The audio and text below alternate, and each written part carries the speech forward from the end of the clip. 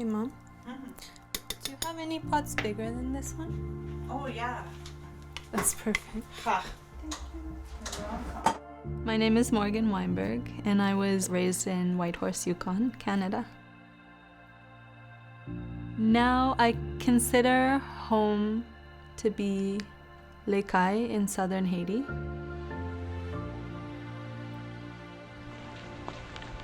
I've devoted, my life to bringing families together and raising awareness about the importance of children growing up in a family environment. I was raised by my mom. At age 18, kind of left my biological family or, created a distance. Each time I come back to Whitehorse, it makes me feel like I have all this support and encouragement that sometimes I forget about when I'm, on my own in Haiti.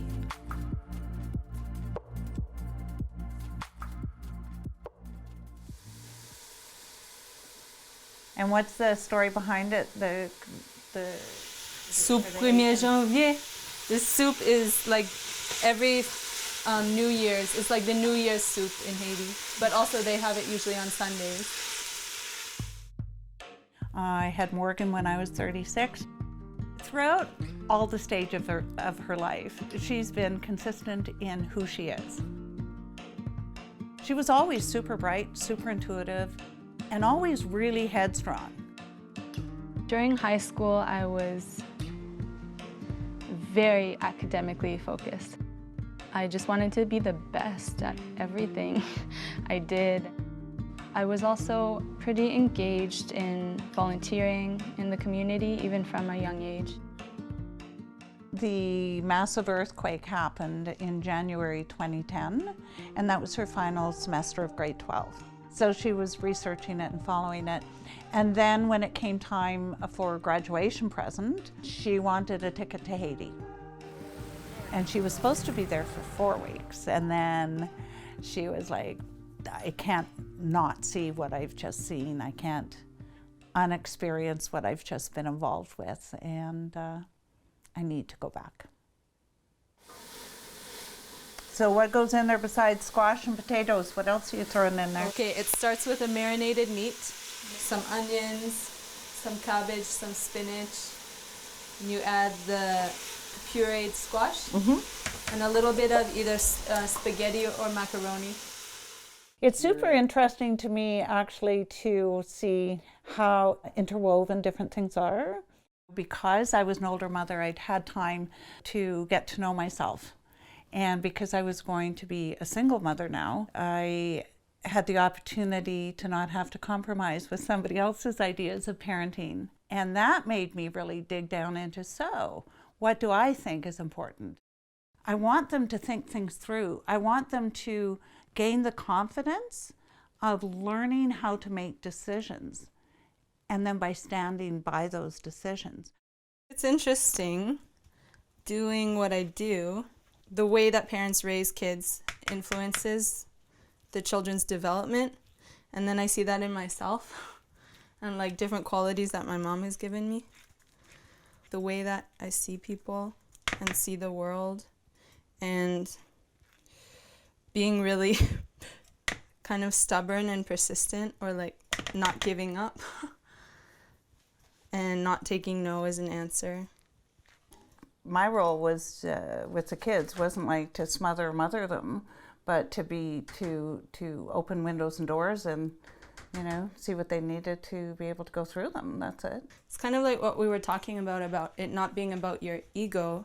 Is like, I think even for parents that can be hard. Like, it's not your life, you're setting up your child to live their life. During high school and when I first came to Haiti, I didn't really know what the word balance was. I was just so intense in everything I did. As humans, it's easy for our insecurities to become obstacles for ourselves. As a teenager, I had a mental illness called anorexia nervosa. I became obsessed with losing weight And it became so severe that when I was 16, I was hospitalized. Even the doctors in the eating disorders unit thought that I wouldn't make it. And I did that to myself. I think that one aspect of myself that allowed me to do what I did when I first came to Haiti, that I can see was drawn from my eating disorder, was this level of motivation and self-discipline where I didn't give myself any option. So with the eating disorder, it would be like, I'm not eating today. And then any food that I saw, it wouldn't matter because I had already decided that I'm not eating. And it was the same thing when I first came to Haiti and I decided I want to help these kids. All of the crazy obstacles and struggles that came, they made it more difficult, but I never considered giving up because I just didn't consider it as an option. Like, I'm obviously much healthier now, and I'm in a much healthier state of mind now. But physically, I got healthier many years before I did mentally. I have learned now the importance of feeling happy and focused. So I've been working on healthy ways to cope with the negative emotions. I started going to Legacy Gym, which is a gym right on the beach near where the safe house used to be. It completely changed my life. Like, that is probably my second home. I'm there every day. Not only does it help me manage stress, but it also helps me, you know, with depression or sad events that happen, like losses, where I just feel broken inside and like I can't function. I just make myself go to the gym and I do a workout, and at the end of that, it's like you've taken that negative energy and instead of letting it break you down, you use it to feel strong again and feel like this warrior, like you can continue fighting for what you're fighting for.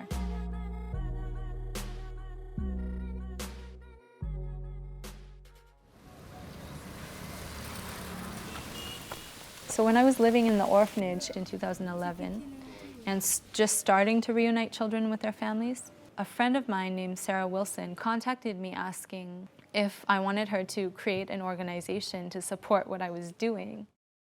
And so Sarah did all the paperwork to create an organization and get it registered in Canada. In order to incorporate Little Footprints, they had to have a board. And so I was on a board member and have been ever since.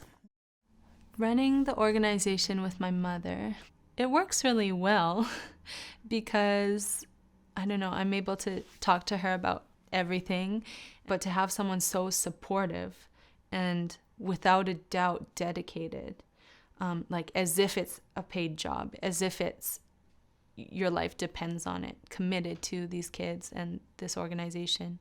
It's so helpful having, you know, someone else like that. Little Footprints, Big Steps is Morgan's work. I am her support. I am her sounding board. She has to feel that she can send me a message when she's having the worst day ever. She knows it doesn't matter what time of day or night. She knows that I'll be there.